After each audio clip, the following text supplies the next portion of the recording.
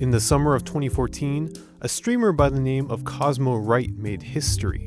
Broadcasting out of his apartment in Chicago, Illinois, he set a world record by completing The Legend of Zelda: Ocarina of Time in 18 minutes and 10 seconds.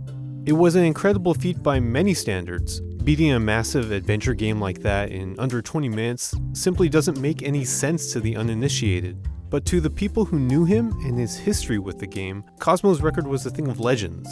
By employing a number of seemingly impossible glitches and some incredibly precise movement, he had achieved a near-perfect run and was able to shave off almost a minute's worth of time from the previous world record. It was an amazing performance by one of the world's best speedrunners.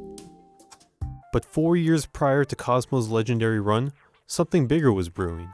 Something that would change the way speedruns were seen in the public eye and by the people within the gaming world itself. Speedrunning is an incredibly fascinating niche within the gaming world. It challenges players to bend the rules of their favorite games and to challenge everything they know about how they operate. Whether it's utilizing glitches to skip entire areas, abusing existing mechanics, or simply tearing through the game on skill alone, runners are constantly finding new ways to reach the credits screen faster. Whoa! Whoa! Time! Time! Whoa! The way in which some games unravel themselves after being split open can be a captivating experience, breathing new life into titles previously thought to be boring or uninteresting. And in 2010, the people over at Speed Demos Archive, a website dedicated to speedrunning, brought that experience to the entire world. By gathering together volunteers from across the country, they started Games Done Quick, a biannual speedrun marathon which donates all the money they receive during their week-long live stream to charity. To this date, they've raised over $10 million over the course of 7 years and 15 separate events, benefiting such causes as the Prevent Cancer Foundation and Doctors Without Borders.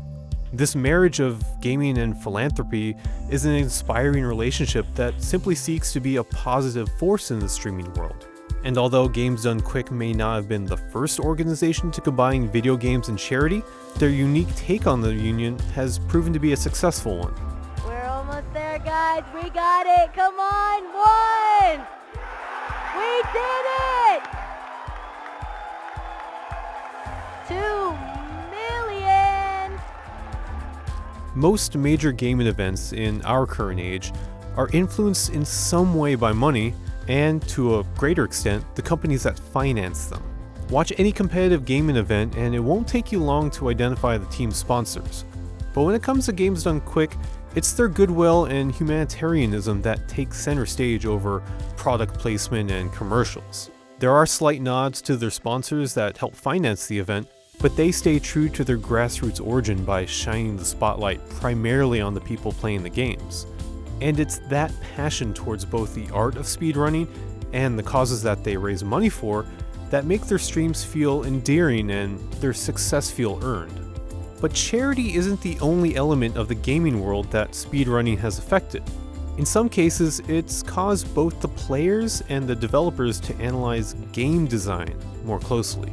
The indie game Dust Force is an example of the harmony between the two parties, with its in-game timer, leaderboards, and mechanics that reward speed and precision. The developers themselves have said that they wanted to make a game for people who cared about mastery. When players progress in Dust Force, they are actually improving as a player. It's not any stats or items, but the player's own ability that grows.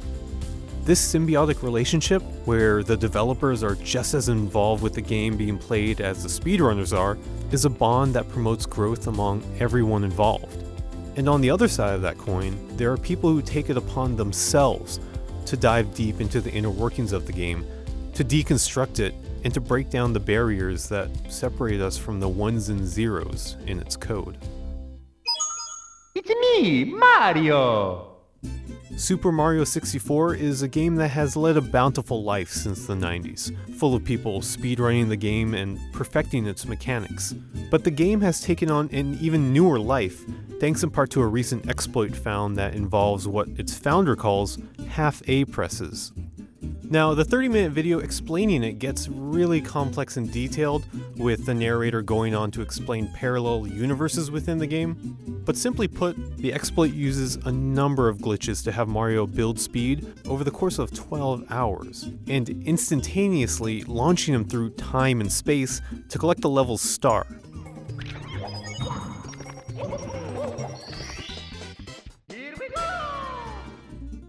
And although the glitch was tool-assisted, meaning the possibility of a human recreating it is next to zero, it still remains a testament to the persistence of speedrunners and their commitment to finding new things within a game long after they've fallen out of the public eye.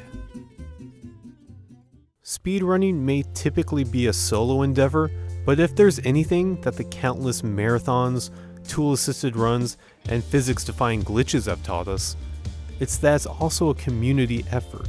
The people taking part have quickly turned it into something of a fellowship, one that fosters inclusion and unity with its members. In just a few short years, Games Done Quick has transformed into something much more than just a speedrunning marathon. It's become a beacon of guidance for all those interested in the craft, a home for the most weird and wonderful aspects of gaming to be shown to the world, and a pillar upon which its members' love for both charity and video games are upheld and championed. Cosmo's record on that warm July night was significant not only because of how quickly he had beaten the game, but also because of how each subsequent record that bested his own echoed the theme of camaraderie that the speedrun community had established years before. Each new person to claim that top spot benefited from the experience and knowledge left behind by their predecessor. Every new strategy or bug or glitch was shared with the understanding that everyone was working towards the same goal. But speedrunning rarely, if ever, feels like a competition, as its appeal goes beyond simply getting the fastest time.